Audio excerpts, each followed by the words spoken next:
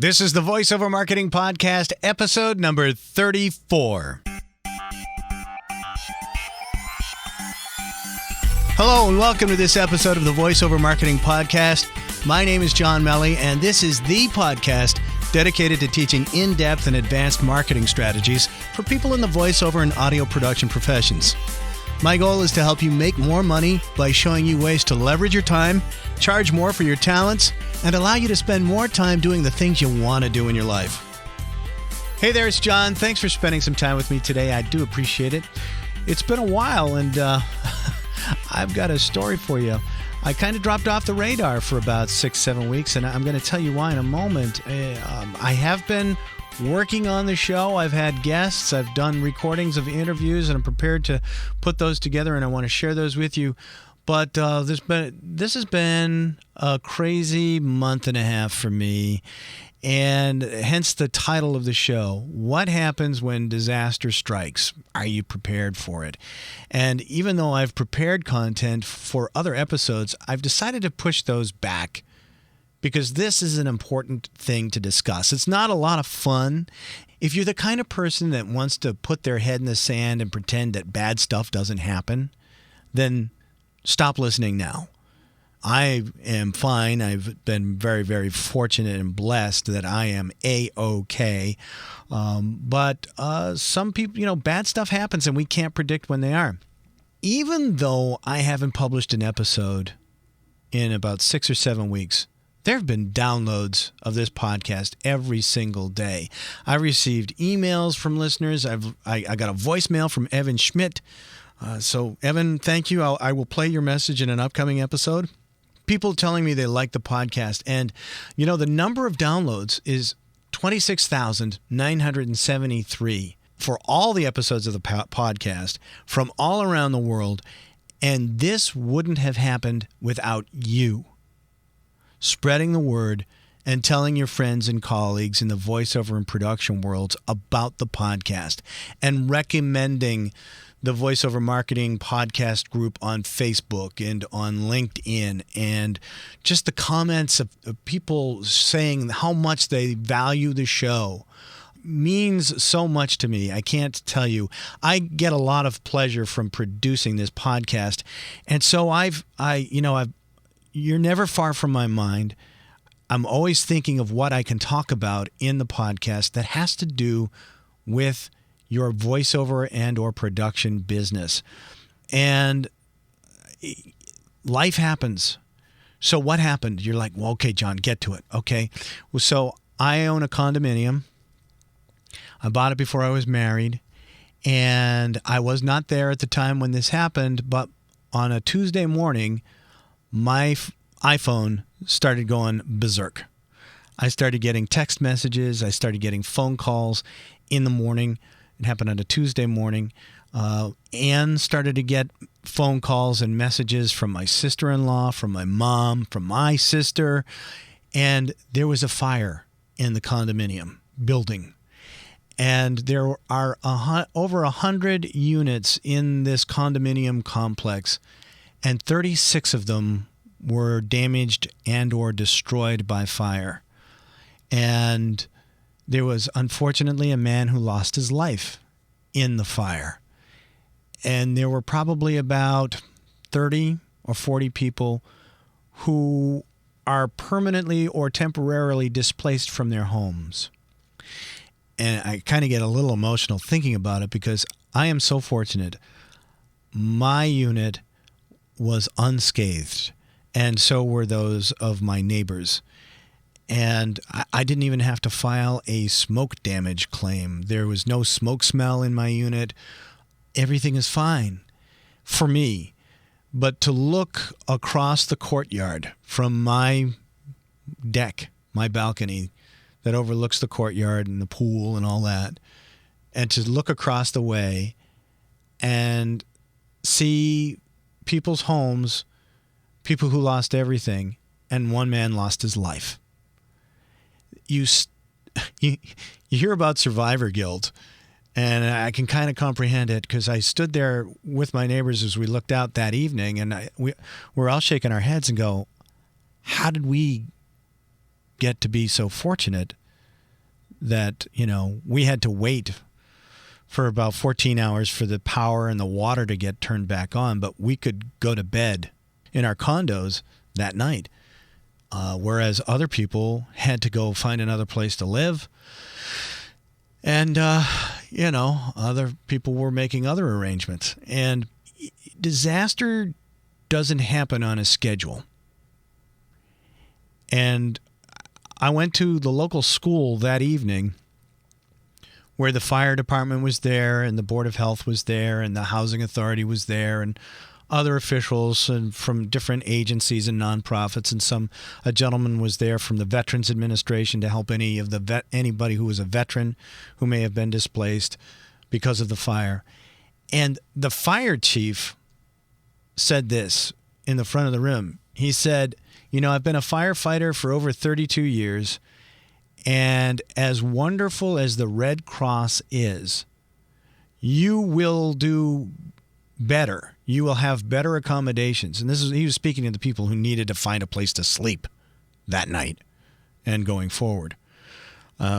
You'll do better reaching out to family and friends and loved ones than the Red Cross can do for you, as wonderful as the Red Cross is.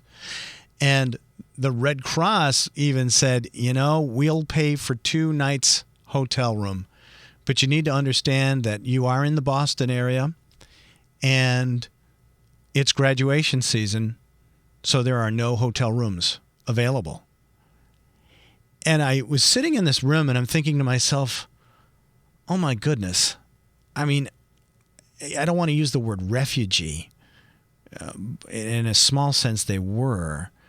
But, you don't want to be in a position where, and you can't help it, but you want to do everything you can to prepare for bad stuff.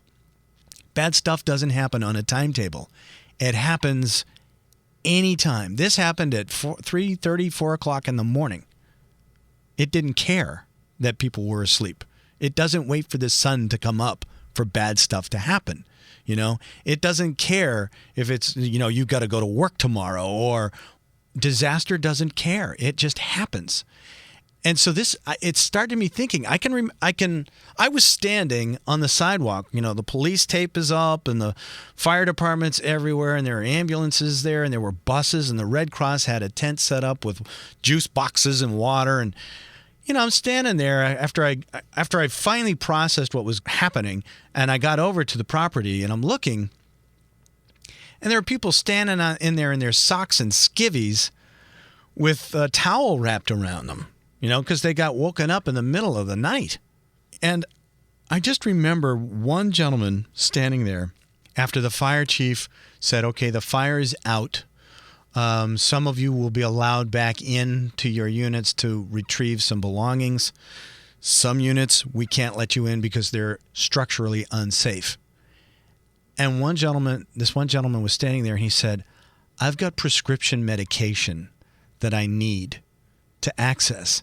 And it's the middle of the month. Can I go back into my unit to get my prescription? Because I'm going to have a hard time getting the pharmacy to understand that I need a refill. Because, certain prescriptions, they won't refill for you until you've used up that month's worth of a prescription, And the Red Cross came in and stepped in and said, yes, we will intercede on your behalf. We will vouch for you that, yes, your stuff was damaged in a fire and you need your prescription. So, but it started me thinking about what would happen if, you needed to get out in a hurry. Are you prepared? And it started me thinking about our businesses and our day-to-day lives. And I thought, you know what? This is important. And I need to share this with you. So I want to ask you, how prepared are you? This fire started as a result of someone tossing smoking materials into some bark mulch that was around the bushes that were near the edge of the building. It might have been a cigar or a cigarette or whatever, but somebody just kind of tossed the butt into the bark mulch, and then it smoldered, and then a breeze came along, and it started the fire, And then the fire went up the staircase and burned the deck. And it took out 36 units at 4 o'clock in the morning. And you have to sit there and you go, wow. Stuff happens. I know some of you may have experienced something similar, but there's a lot of folks that may not have. So my question is, how prepared are you? And I started to think of a bunch of questions that, and this is not an exhaustive list by any means, but I share these questions with you to kind of get your mind thinking about stuff, and it's not a pleasant topic. If you're, I don't like talking about it. It's conjuring up all kinds of not fun memories for me, but, if I've got information that can possibly help you and save you from some trouble, then I think it's my responsibility to share it with you. Simple questions like, do you have fire extinguishers and smoke detectors? Do you? Could you fight your way out with an extinguisher if you had to go down a hallway to get out of the building? Could you put out a fire? Do you have smoke detectors with batteries in them that will wake you up in the middle of the night? Like I said, this happened at 3:30 or 4 o'clock in the morning. Do you have data backups of your projects? Are they in multiple places? At that hour of the night, when all you're woken up out of a dead sleep, you're not thinking about, oh my gosh, I got to take my hard drive and my computer. You don't have time for that. You got to save your life and your loved ones and your pets. Some people lost their pets in this fire as well. You can't prepare for everything, but if you can prepare somewhat and think ahead, then you can be in a better position, God forbid, disaster strike you. Watch the news and these tornadoes are ripping through towns and one house is left standing and the other one is in pieces. Horrible. Floods in Texas are going on right now. But there's all kinds of stuff happens all over the world, and so you need to think about it. Do you have a safety deposit box? What about important documents that aren't stored electronically, like tax return copies, corporate resolutions, or something similar that, your business licenses? Do you have a fireproof box or a safe? Do you have a safety deposit box? How about insurance? All of these things that you use in your business. Do you have a customer list? What happens if your computer hard drive crashes? Do you have it backed up somewhere else? What about, if everything gets crashed, do you have a printed hard copy of your customer list and their contact information? This is an ongoing process, as you add new things, these things need to be updated. I'm asking these questions of myself because, this was a huge wake-up call for me. And I look at this list of questions, I say, you know what? I got to get some of this stuff in order. Some of the stuff I've done, but some of the stuff I need to do. I hope you'll think about it too. Let me ask you a question. If you lost your wallet or if it was stolen, do you have the phone numbers to the credit card companies to be able to cancel them? What about your driver's license or any other, your health insurance card? All that contact information, it's like gone to wherever your wallet is. Smartphones have all kinds of information on them now. Is that backed up somewhere? Do you do that? Do you keep your calendar on your iPhone? I know I do. Have you transferred it over and have a backup in case you lose your iPhone and you need to be able to function? Can you access all those places and cancel your credit cards before all kinds of bills are run up? You can make a photocopy of the front and back of your cards and your licenses, and you can keep it in a safety deposit box or in a fireproof box, and you can retrieve it to make those calls very quickly. Passports. What happens, if you need an ID? If you needed to get out of the country or get in the country, what about your passport? Where do you keep that? God forbid you get in an accident. Is there someone else on your business banking accounts? And like I said, we treat our businesses like a business. That's a theme of mine, is like voiceover is a fun business, but it's a business. So assuming that we treat our businesses like businesses, you're going to have a separate checking account or electronic account for your voiceover and production business. Is there someone else on your banking accounts who can access them and make payments and or deposits for you, should you not be in a position to be able to do that for yourself? You know, are all your passwords for your email accounts and any website admin pages, you know, where you go in and you update content or you upload audio to, or you have a blog or a podcast, are all of those passwords for all of those accounts somewhere for a trusted person to be able to make changes to those pages or close them down for you if necessary? What would happen if your studio burned down or you were flooded out? I know of a couple of voiceover people who have posted that their studio's flooded and it put them out of commission for a while. How long would it take for you to be back up and running? You know, sometimes I'll see ads on TV for this show. I think it's called The Preppers or something like that. And I sometimes I think those are the extreme, and that's why they have a TV show. But there's something about being prepared for when disaster strikes. And, you know, there's this thing called a bug out bag. Are you ready to go in a moment's notice? You know, things like you might want to keep in that are prescriptions, you know, for medication if you should need some in a short period of time. You know, are you a diabetic and you need insulin? Do you have ready access to that? Documents, cash, stuff to keep you going for a 48-hour period of time. Bottle of water, some snacks or something, you know.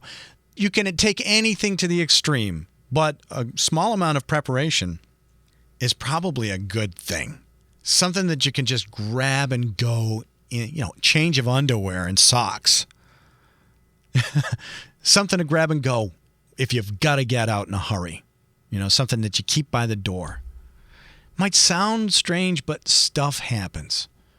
How much gas do you keep in your car's tank? Do you let it get low? Somebody pointed out to me, he says, you know, you want to keep at least a half a tank of gas in your car. Because if the power goes out, the gas pumps don't work. We had one of the worst winters in history here in Boston. And I was keeping my car full, half full all the time because we didn't know if a storm was going to take out the power. Thankfully, that never really happened this winter. It's amazing it didn't, given the amount of snow we had here. But that was something I was conscious of, that, you know, if the power goes out, I'm not going to be able to get gas. And, you know, with the amount of snow we were having, who knew how long that was going to take to get that back up and running? So do you have enough gas so that you can get to someplace where there is power and refuel the car? Do you have gas to be able to get to someplace where you can stay with someone? This is not an exhaustive list by any means, and it's not a very fun conversation, but, you know, I was blown off course. I was able to keep working and all that kind of stuff, but obviously other stuff had to take a back seat for me to kind of sort through all of this. And there were some other things going on in my world that I won't go into now. But long and short of it is I am fine. My wife is fine. All my loved ones are fine. There is no damage. And thank God. I mean, I consider myself totally blessed by this. But then you have to say, why them and not me? Grateful that it wasn't me. But then you have to ask, well, why did this have to happen at all? And the sad thing is, and I will make this a little bit of a soapbox moment here, the sad thing is that it was totally preventable. If the person who was smoking had disposed of their cigarette butt properly and not used the world as their ashtray, then this fire wouldn't have happened. And those people wouldn't have lost their homes, and that man wouldn't have died that way that day. And if you sense a bit of anger in my voice, it's because I am angry that this happened to all of these people when it didn't have to. And, if you do smoke, don't just toss your cigarette butts or your cigars out the window or anything like that. Use an ashtray. Better yet, if you're a voice actor, quit smoking. I don't need to go into it anymore. Everything's been said about smoking that needs to be said. The people who continue to smoke need to make a decision. And that's all I'm going to say about that. But I just ask these questions to make you stop and think a little bit. I don't like to be Debbie Downer, if you like. I hesitated on putting this episode out, to be candid with you, but it is important. And I care about the folks who listen to the podcast. You reach out to me. You communicate with emails and Facebook comments and speak pipe messages on the page. You record voicemails and leave them to me. And, we've got a little community going here. And I just want, my job here is to do my best to give you good content and share it with you. And even though this isn't a pleasant topic, I thought, you know what? I got to share it. So I hope you take some of it to heart and you start maybe making some copies of important documents, or go out and buy a firebox, a strong box or something, or prepare and put some stuff in a safety deposit box, and just start thinking about things that, like I said up at the beginning of the episode, disaster has no schedule, no timetable. It just happens when it happens. And we need to be prepared for it. So I wish nothing but the best for you, and safety and prosperity for you. I am very grateful that I am okay. I'm more than okay. I'm completely fine. And I'm counting my blessings this month because I have got a lot of them, and I'm very grateful for them. And I hope you stop and do that too. And, the most important person in your world, you go and you talk to them and you say, hey, I love you. And give them a big hug and let them know how important they are to you, because you never know. So I'm going to go do that now. And I will talk to you next week. I've got Andrew Locke recorded. We're going to talk about some really, really cool stuff, really cool marketing. We're going to learn from Walt Disney. Andrew is a massive student of Walt Disney and the Disney Corporation, and he's got some really cool information that he's going to share with you. So with that, I will wish you all the best, and I will talk to you soon. Take care. Our program originates in the Boston studios. We hope you'll join us again. Until then, we bid you au revoir, keep your chin up, and the best of luck. Well, that's it for this episode of the VoiceOver Marketing Podcast. If you like this podcast, please subscribe to it at voiceovermarketingpodcast.com so you'll get notices of new episodes, and please share it with your friends and colleagues in the voiceover world. Also, it would be a huge help if you'd like this podcast and rate it on iTunes to help keep it near the top of the list. Feel free to share your comments and questions about this episode and future topics you'd like discussed at voiceovermarketingpodcast.com.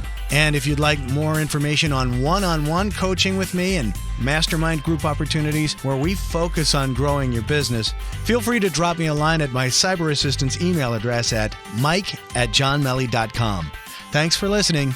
Now go out there and share your voice with the world.